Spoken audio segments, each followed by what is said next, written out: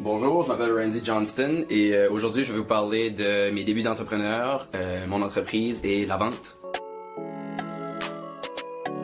Je suis originaire de Caracat, au nord du Nouveau-Brunswick. J'ai fait mes études à l'Université de Moncton, un fier alumni, où je travaille maintenant comme agent de recrutement. Puis, en plus de ça, je fais mon entreprise. J'ai fait un bac, une majeure en psychologie, mineure en marketing.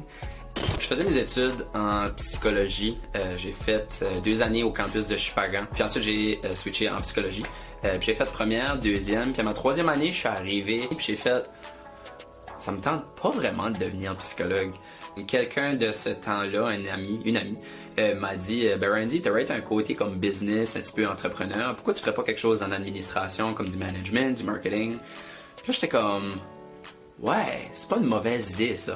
Sur mon 2e semestre de ma 3e année, j'ai décidé de switcher dans une mineure en marketing, n'ayant jamais même fait de marketing à l'université. C'est vraiment mon cours de comportement du consommateur, je pense, qui m'a dit « Ok, j'aime le marketing ». Parce que c'était vraiment le mix psycho-marketing.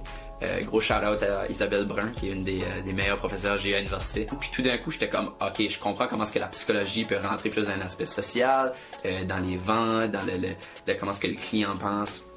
So, je dirais à ce moment-là, j'étais un petit peu plus hooked sur le côté business, administration. J'écoutais beaucoup de Gary Vaynerchuk à ce moment-là, à cause d'un cours de e-marketing que j'avais suivi à l'université.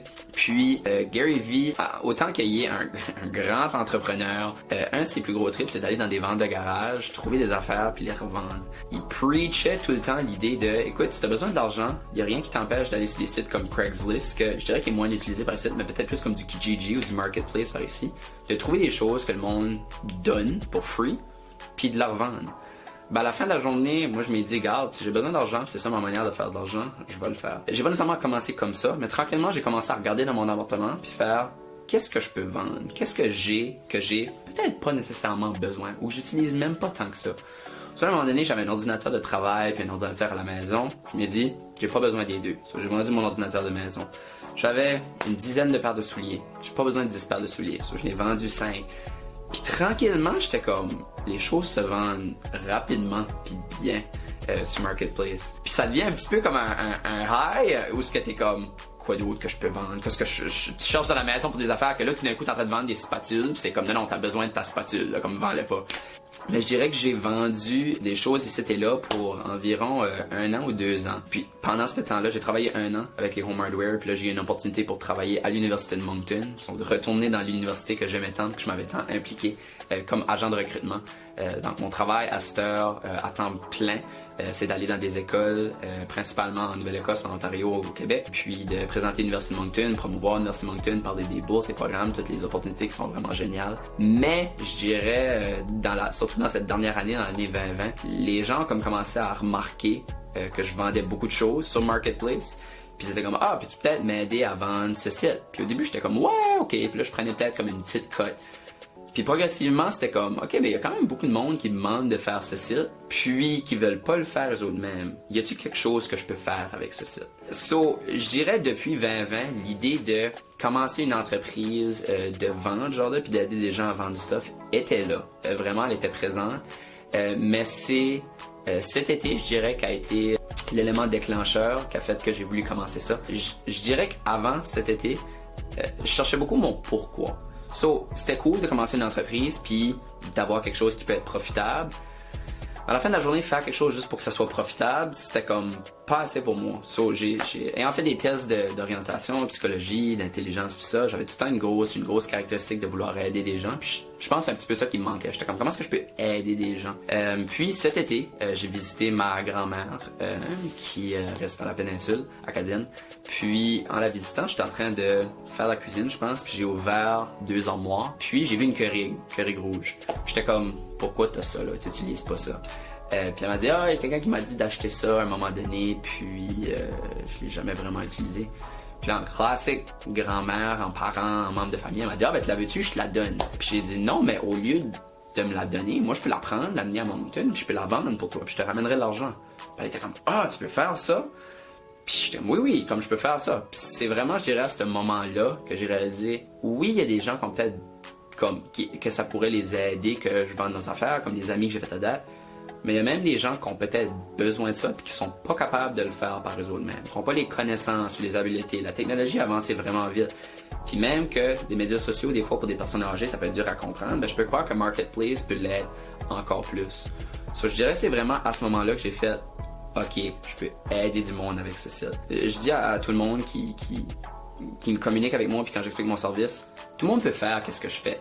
Mais c'est juste d'avoir le temps puis de vouloir le faire. De la même façon que tout le monde peut tondre son gazon puis tout le monde peut se couper les cheveux eux-mêmes. Mais est-ce qu'ils vont le faire autant bien? Est-ce que tu as le temps de le faire? Est-ce que tu as le temps d'apprendre comment le faire comme il faut? C'est en août, je dirais que j'ai commencé à développer mon site web. Puis je voulais vraiment que mon site web soit complet avant que je puisse launcher, je dirais lancer mon entreprise.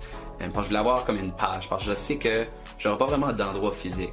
Mais je voulais avoir au moins un endroit que le monde fait, OK, ben quand je lande là-dessus, je sais que cette entreprise ici existe vraiment. Fait que j'ai lancé ma page une semaine et demie passée. C'est maintenant ici qu'on en est. So, qu'est-ce qu'est RJ Sales? RJ Sales est une entreprise de service qui se spécialise dans la vente de vos objets usagés, non voulus, etc.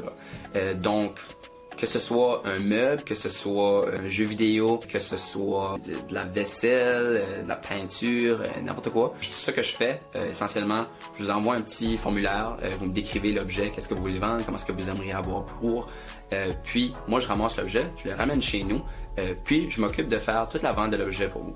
So, de prendre les photos, de trouver la description, de trouver le meilleur prix parce que il y a quand même un élément d'éducation dans le sens où ça se peut que quelqu'un va vouloir 300$ pour son sofa. Mais le sofa est 10 ans de vieux, puis il vaut peut-être plus 300$. So, c'est déterminé en regardant en ligne si le sofa est encore à vendre, comment est-ce qu'il va à vendre à cette heure en magasin. Qu'est-ce que la dépréciation d'un sofa après 10 ans?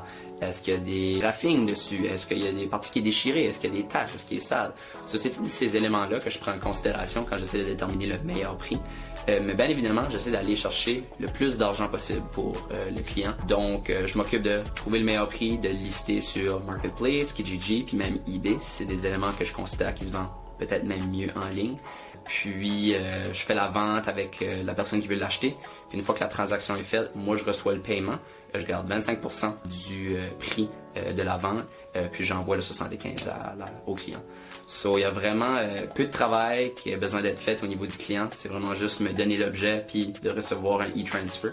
Puis j'espère, dans le fond, qu'avec mon service, je pourrai aider des gens, surtout autant des personnes âgées que du monde qui travaille, qui n'ont peut-être pas le temps, que des familles qui veulent passer du temps avec leurs enfants puis qui perdraient du temps à faire ce site. Je dirais c'est là que j'essaie d'aider les gens à vendre leurs affaires. Je vous invite à me contacter si jamais vous avez besoin d'aide puis de me suivre un petit peu partout sur les réseaux sociaux, LinkedIn, Instagram, Facebook, rjsalesnb.com. Et sur ce, on vous dit, suis la vague, abonne-toi.